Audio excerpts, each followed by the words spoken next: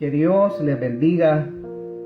Bienvenidos a este espacio meditando en la palabra de Dios.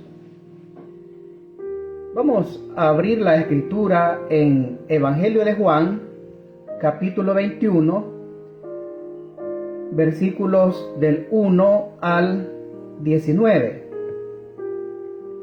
Dice la escritura: después de esto, Jesús se manifestó otra vez a sus discípulos junto al mar de Tiberias y se manifestó de esta manera. En el desarrollo de esta meditación vamos a avanzar a los versículos siguientes. Vamos a meditar bajo el título ¿Cómo se manifiesta Jesús a sus discípulos en tiempos de incertidumbre? Y en esta escritura que hemos tomado como base, vemos esa manifestación de Jesús a sus discípulos cuando ellos se encontraban en incertidumbre. Y el escritor de este evangelio lo comienza de una manera bien vivida y lo dice de esta manera: estaban juntos Simón Pedro, Tomás llamado el Dídimo, Natanael el de Caná de Galilea, los hijos de Zebedeo y otros dos de sus discípulos. Aquí vemos 7 discípulos. Simón Pedro les dijo: voy a pescar. Ellos le dijeron: vamos nosotros también contigo. Fueron y entraron en una barca y aquella noche no pescaron nada. Hay días de incertidumbre en nuestra vida, que no sabemos qué hacer ante 2 o más opciones. Pero la vida sigue y tenemos que hacer algo para nuestra subsistencia y el hogar. Los discípulos ya sabían que Jesús había resucitado, porque anteriormente se les había aparecido en la casa donde estaban, y en esa ocasión no estaba Tomás el Dídimo. Pero no sabían qué hacer mientras esperaban lo que el Señor haría con ellos. Así que ir a pescar era el trabajo que sabían, porque era el oficio desde antes de recibir el llamado de Cristo. Es decir, ellos eran pescadores de profesión. La pesca nocturna se consideraba más productiva, y esto explicaría por qué estaban en el barco toda la noche. También la pesca durante la noche aseguraría mercadería fresca para la venta a la mañana siguiente. Porque ellos, al realizar esta pesca, era con ese propósito, para proveer alimento a sus hogares, como también para vender el producto de la pesca. En estas circunstancias, Jesús se manifiesta a ellos. Es decir, ellos están en el mar de Tiberias pescando, y en esa noche la escritura dice que no pescaron nada. En esas circunstancias se manifiesta Jesús a ellos. Pero ¿cómo se manifiesta Jesús a sus discípulos en ese tiempo de incertidumbre? Y aquí vemos, en primer lugar, Jesús acude a buscarles donde ellos están. La escritura dice: después de esto, Jesús se manifestó otra vez a sus discípulos junto al mar de Tiberias, y se manifestó de esta manera.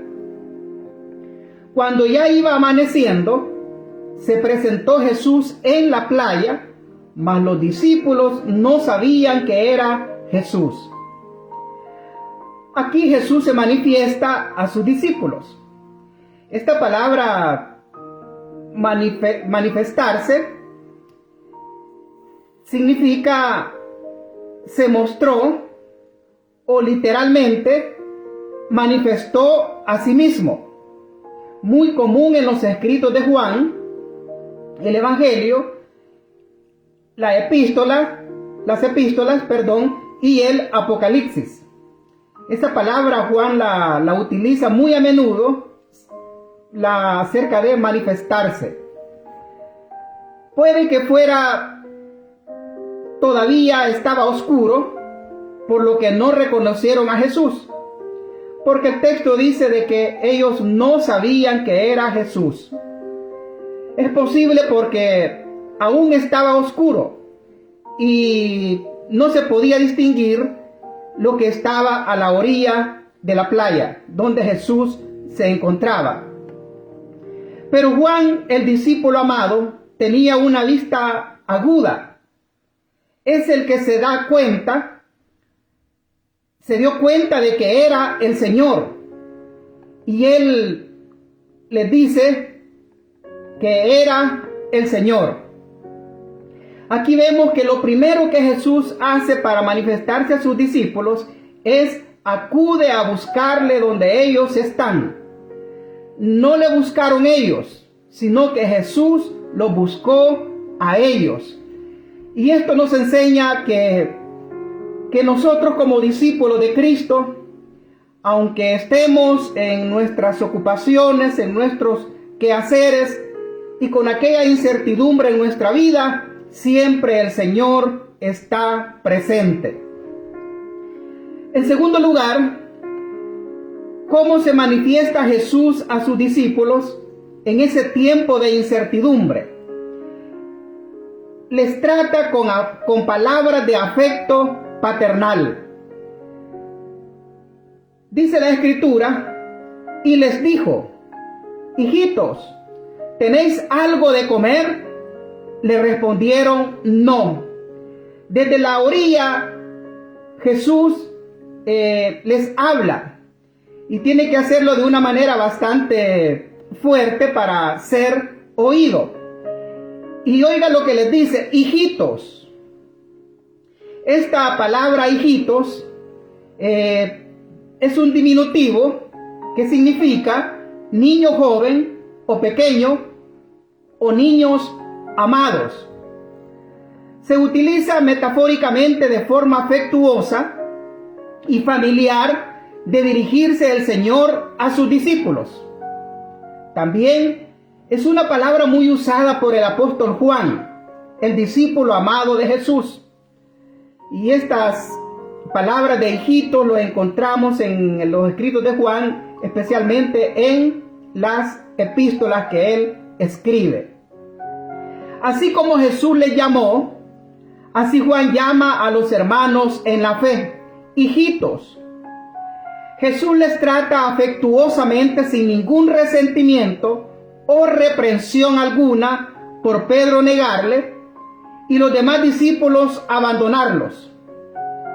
Para este momento vemos que Jesús se manifiesta a ellos de una manera afectuosa, de una manera cariñosa, porque los discípulos son algo muy amados por el Señor.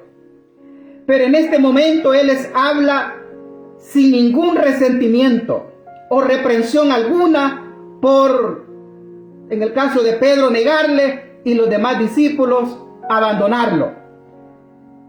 En ninguna manera vemos que le dice a Pedro: Pedro, traicionero. O ven acá, muchacho, vamos a arreglar cuentas, te ando buscando. No, en el Señor no existe esa reprensión para reclamarle el mal que le habían hecho. La contestación de los discípulos con una sola palabra, no, expresaría la frustración y quizás fastidio de pescadores que con gran vergüenza están obligados a confesar total fracaso. Y en el barco estaban pescadores profesionales. Estos discípulos, antes de que el Señor los llamara, ellos eran pescadores. De hecho, cuando el Señor los llama, están en plena actividad, allí pescando, donde el Señor llama a Pedro y a otros cuando le dice que te haré pescadores de hombres. Aquí vemos que el Señor los trata con cariño. Y de igual manera nosotros como discípulos de Cristo, el Señor nos trata con ese afecto, con ese amor de un padre para sus hijos. Y a pesar de que le fallamos, a pesar de que cometamos errores, sin embargo, Él nos trata con amor. En tercer lugar, vemos que cómo se manifiesta Jesús a sus discípulos en tiempos de incertidumbre. Es que Él provee un milagro para suplir sus necesidades.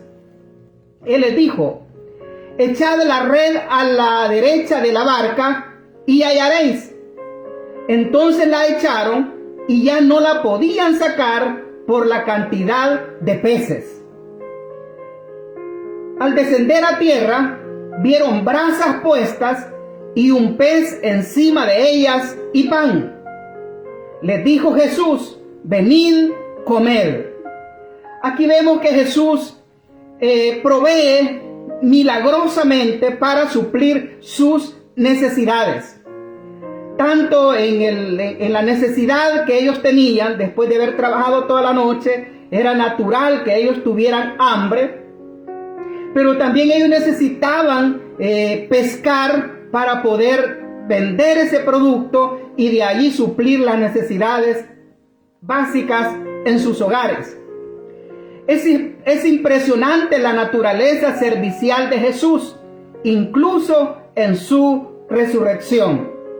Imagínense, el Señor a la orilla está cocinando, ha puesto brasas, ha puesto fuego para que se cocinen ese alimento, ese desayuno que ellos tanto necesitaban.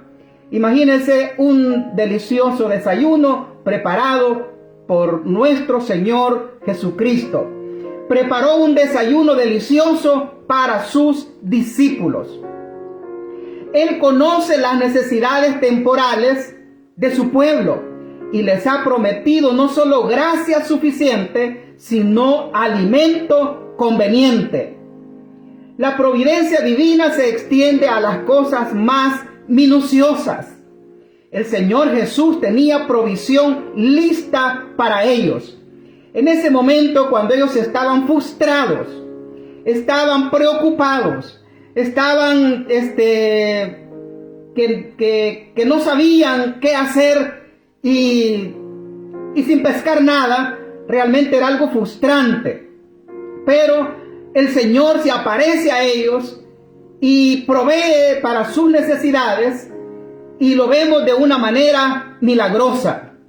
Esto nos enseña que como discípulos de Cristo, el Señor tiene cuidado de nosotros. Él está presente en las diferentes circunstancias o lugares en las cuales nos encontremos y está pendiente de proveer para nuestras necesidades. Por eso la Escritura dice: joven fui y he envejecido y no he visto justo desamparado ni su simiente que mendigue pan. El Señor provee para sus hijos. Y yo creo que todos los que conocemos al Señor sabemos la realidad de este cuidado que el Señor tiene con nosotros. Él provee para nuestras necesidades, el alimento y para todas aquellas cosas que son necesarias en nuestra vida. No tenemos que curiosear inquiriendo de dónde provino, pero consolémonos con el cuidado de Cristo por sus discípulos. Imagínense, toda la noche ellos habían pescado, quizá en el lado equivocado, y el Señor les dice que echad la red a la derecha de la barca y hallaréis. El Señor sabía dónde se encontraban los peces disponibles para que ellos pudieran pescarlo. Muchas veces cuando nos encontramos en incertidumbre, bajo presión, bajo esa circunstancia de depresión en nuestra vida, hacemos las cosas equivocadas. Y ellos estaban haciendo las cosas equivocadas, tirando al lado opuesto. O a veces no reconocemos la presencia del Señor y estamos haciendo las cosas de una manera equivocada, no con la bendición de Dios. Pero cuando el Señor se manifiesta, la situación cambia. En cuarto lugar, vemos que cómo se manifiesta Jesús a sus discípulos en tiempos de incertidumbre es que presenta evidencias inequívocas de su resurrección. Dice la Escritura: después de esto Jesús se manifestó otra vez a sus discípulos junto al mar de Tiberias. Esta era ya la tercera vez que Jesús se manifestaba a sus discípulos, después de haber resucitado de los muertos. Esta es ahora la tercera vez. Es decir, Jesús resucitó, pero ellos también tienen la certeza de que no les ha abandonado, que Él está vivo y Él está con ellos. Es decir, esta fue la tercera vez que se apareció a los apóstoles, cuando todos o la mayoría de ellos estaban juntos. Se apareció a 10 de ellos, en otra parte de la Escritura, en este Evangelio, Juan 20:19, nuevamente a 11 de ellos, en Juan 20:26, y en este momento a 7 de ellos, en este versículo que estamos considerando. Vemos que Jesús en ningún momento deja de poner su mirada a sus discípulos. Yo me imagino que el Señor sabía dónde estaban, Él sabía dónde encontrarlos, y ahí desde afuera, Él los pudo haber estado observando, trabajando con fatiga, allí afanados en su quehacer, y en este momento ellos frustrados por no haber obtenido lo que ellos deseaban en la pesca. Ahora, el primero y el más sencillo propósito de esta historia es dejar bien clara la realidad de la resurrección. Estos discípulos ya no tenían duda, porque no era la primera vez que se le aparecía, esta era la tercera vez así de esta manera, y ellos tenían esa certeza que Jesús había resucitado. El Señor resucitado no era una visión, o sea, era algo real. El Señor estaba ahí. Imagínense preparando un desayuno, algo real. Ellos lo conocieron. Ni la fantasía de ninguna imaginación exaltada, ni la aparición de un fantasma. Era Jesús que había conquistado la muerte y había vuelto vencedor. Así vemos que Jesús se manifiesta a sus discípulos presentando evidencias inequívocas de su resurrección. Y esto hace que la fe se afirme, esto hace tener esa certeza que no se le sirve a un Cristo muerto, sino a un Jesús resucitado. Y eso es lo que nosotros también nos da esa certeza. Nosotros servimos a un Cristo vivo. Por eso estamos con gozo, porque Él resucitó. Y si Él resucitó, Él está con nosotros y puede hacer todo lo que nosotros necesitamos en nuestra vida. Y Él ha prometido estar con nosotros todos los días hasta el fin del mundo.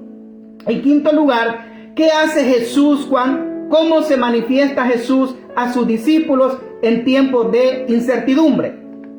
Él encomienda a continuar su obra en el mundo. Cuando hubieron comido, Jesús dijo a Simón Pedro: Simón, hijo de Jonás, ¿me amas más que estos? Le respondió: sí, Señor, tú sabes que te amo. Él le dijo: apacienta mis corderos. Volvió a decirle la segunda vez: Simón, hijo de Jonás, ¿me amas? Pedro le respondió: sí, Señor, tú sabes que te amo. Le dijo: pastorea mis ovejas. Lo que vemos aquí en esta escritura es que Él le encomienda a continuar su obra en el mundo. Y en el caso específico trata con el apóstol Pedro. Pero esta no es una encomienda solamente para el apóstol Pedro, sino que para todos los discípulos. Porque después vemos a los demás discípulos en el libro de los Hechos teniendo una parte activa en el ministerio que Jesús les encomendó. En estos versículos Jesús conduce a Pedro suavemente pero con firmeza a reconocer su error y ser restaurado. El Señor está restaurando completamente a Pedro. Aun cuando Jesús cuestionó la lealtad de Pedro y anunció que le negaría 3 veces esa noche, Pedro rechazó esa predicción y afirmó 2 cosas más. Aunque los demás se escandalizaran de Jesús, él nunca haría tal cosa y que él estaba dispuesto a morir por Jesús si fuera necesario. Eso es algo que se lo prometió Pedro a Jesús, pero que llegado el momento él no le pudo cumplir. Pero ahora Jesús lo está perdonando y también lo está restaurando, porque no vemos que él le diga ningún reproche acerca de lo que sucedió. Eso ya es algo del pasado, algo que el Señor ya no lo trae a cuenta. En esta escena junto al mar, Jesús condujo a Pedro a través de una experiencia que removería la nube de la negación. O sea, eso ya no existiría. Eso ya es algo que pasó, ya no tiene razón de ser. 3 veces le preguntó Jesús si lo amaba. Cuando Pedro contestó afirmativamente, Jesús entonces le dijo que debía apacentar a sus corderos. Una cosa es decir que se ama a Jesús, pero otra es que la verdadera prueba radica en la disposición para servirle. Nosotros no podemos decir que amamos al Señor si no estamos dispuestos hasta las últimas consecuencias a servirle a Él. Pedro se arrepintió y ahora Jesús le pide que dedique su vida. La vida de Pedro cambió ante ese emotivo diálogo con Jesús. Ahora, en nuestra vida como discípulos de Cristo, de igual manera, nosotros debemos de pedir perdón al Señor por todo el mal que hayamos hecho y restaurar nuestra relación con Él para cumplir esa encomienda que el Señor nos ha dado. Todos los discípulos de Cristo tenemos esa encomienda, tenemos ese mandato que el Señor nos ha mandado a cumplir. En conclusión, podemos decir lo siguiente: cuando Jesús resucitó, los discípulos siempre estuvieron en la mente de Jesús, mas aún conociendo que durante los acontecimientos de su martirio y muerte muchas cosas les acontecieron. El Señor nunca se olvidó de sus discípulos. Y cuando Él resucitó, una de sus prioridades era hacerle saber a sus discípulos que había resucitado.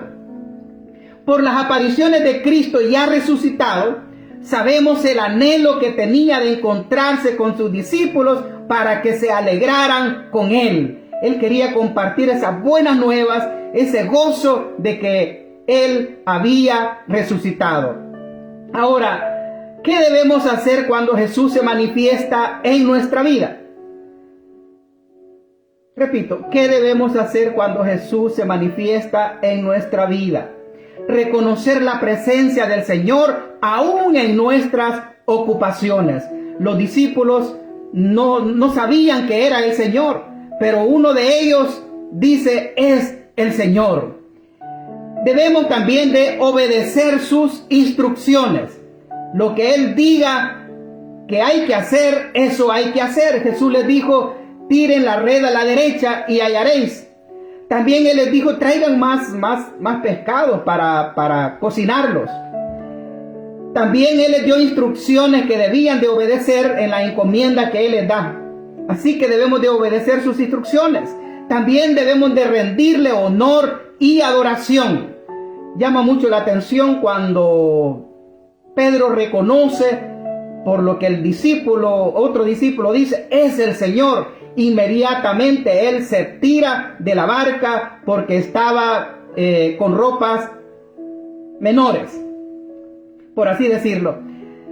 Él le rinde honor y adoración, reconociendo quién era él. También estar en compañerismo con él. Los discípulos, ellos salieron de la barca y se reunieron con él, a tal grado de que tiene este diálogo tan especial con el apóstol Pedro. También debemos aceptar servirle en su obra con amor verdadero. Debemos de estar dispuestos a servir en su obra con amor verdadero todos los días de nuestra vida, hasta que el Señor nos llame a su presencia a hacer ese ministerio, esa obra al cual el Señor nos ha llamado.